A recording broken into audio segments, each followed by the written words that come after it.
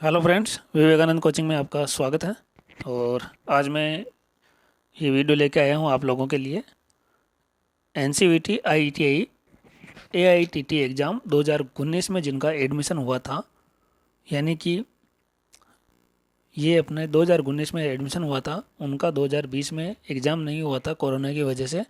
तो उनका जो एग्ज़ाम है ये फर्स्ट ईयर वालों का 18 मार्च 2021 को जो हुआ, उसमें जो समय था 10 से 1, उसमें पूछे गए इम्पोर्टेंट प्रश्न, ताकि ये भी शिफ्टों में चल रहे हैं और भी आगे एग्ज़ाम होंगे। तो फर्स्ट ईयर में जो पूछे जा रहे हैं प्रश्न, IITI first year objective type होंगे और 80 प्रश्न टोटल आ रहे हैं।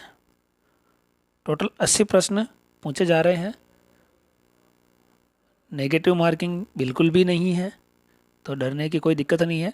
और आपको ये पूरा करना है। थ्योरी के आ रहे हैं 40 क्वेश्चन, 20 क्वेश्चन आ रहे हैं एम्प्लॉयबिलिटी के लिए, और जो बाकी के हैं वो कैलकुलेशन और साइंस से आ रहे हैं 20 क्वेश्चन। तो इस तरह टोटल 80 क्वेश्चन आ रहे हैं। तो देखिए किस तरह से प्रश्न पूछे गए थे, आप लोग ज़रूर ध्यान दीजिए। ये देखिए पहला प्रश्न पूछा था, तांबे के परमाणु के तीसरे कक्ष में इलेक्ट्रॉनों की संख्या कितनी होती है। तो तांबा यानी अपन कॉपर को बोलते हैं, तांबा कॉपर को बोलते हैं। तो इसमें इसका परमाणु क्रमांक 29 होता है। तो ये पूछना चाह रहा है कि इसके जो तीसरे कक्ष में इलेक्ट्रॉनों की संख्या, तो पहला कक्ष देखिए 1s2, यानी पहले कक्ष में 2 इलेक्ट्रॉन होंगे। इसी तरह दूसरे कक्ष में कितने होंगे, पहले में 1, दूसरे में 8 होंगे। देखिए S में 2 और P में 6, तो 2 और 6 8, और तीसरे कक्ष में गिन लीजिए 6 2 8 और 10 18, तो तीसरे कक्ष में ये आएंगे 18। इसी तरह अगला प्रश्न देखिए क्या पूछा था, एयर कैपेसिटर का उपयोग कहाँ होता है। तो इसमें 4 ऑप्शन थे, उसमें से देख लीजिए आप किस किस में इसका उपयोग होता है। रिसीवर्स में होता है, रेडियो ट्यूनर्स में होता है, और एंटीना जो होता है ये सिग्नल रिसीव करने के लिए या हवा में लगा हुआ होता है। तो ये एयर कैपेसिटर जो इनमें काम आता है।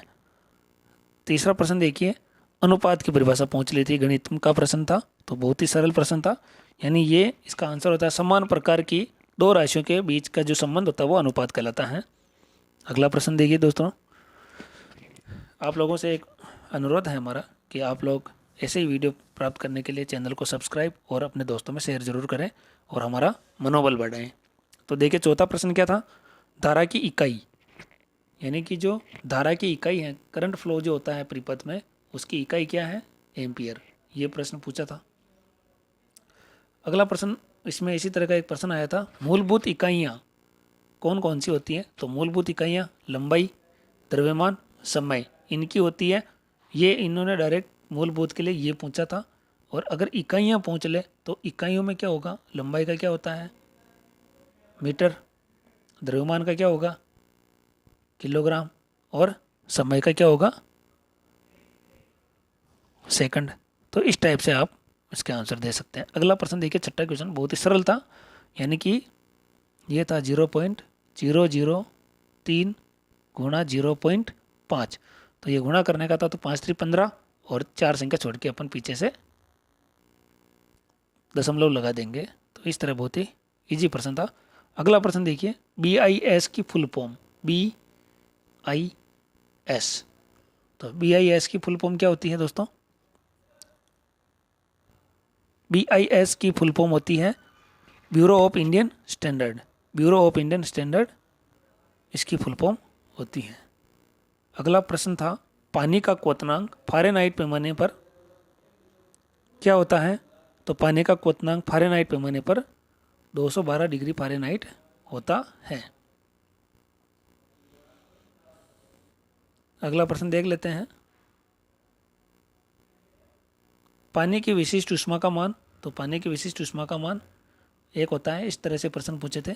विषम कोण त्रिभुज का परिमाप, इस टाइप का प्रश्न आया था दोस्तों, बहुत ही सरल है। यानी इसकी तीनों जो साइड दी हुई आएगी उनको अपन को क्या करना है, जोड़ना है। तो ये विषम बाहु कोण त्रिभुज का परिमाप आ जाएगा। अगला प्रश्न आया था, MKS में M का नाम क्या है। तो M का नाम मीटर होता ही है। इसी तरह अगला प्रश्न था, ECC की फुल फॉर्म। तो ECC की फुल फॉर्म क्या होती है मित्रों, अर्थ कंटिन्यूटी कंडक्टर। अर्थ कंटिन्यूटी कंडक्टर। तो इस तरह से बहुत सारे ऐसे क्वेश्चन थे, बहुत ही ज़्यादा कठिन नहीं थे, इजी थे। तो आप लोग थ्योरी वगैरह इसके ऑब्जेक्टिव टाइप क्वेश्चन अच्छे से देख के जाएँ। और ये एग्ज़ाम पूरा ऑब्जेक्टिव टाइप हो रहा है, 80 क्वेश्चन आएंगे, ऑब्जेक्टिव होंगे। टाइम 3 घंटा दिया जा रहा है आपको 80 प्रश्न करने के लिए। तो बहुत ही ईजी पेपर है, इतना कोई डिफ़िकल्ट नहीं है। तो आप लोग ईजी वे में पास हो सकते हैं। तो अगले वीडियो देखने के लिए चैनल को सब्सक्राइब और अपने दोस्तों में ज़रूर शेयर कर दें, ताकि आने वाले एग्ज़ाम्स हैं उसमें बच्चों को सहायता मिल सके। धन्यवाद। जय हिंद, जय भारत।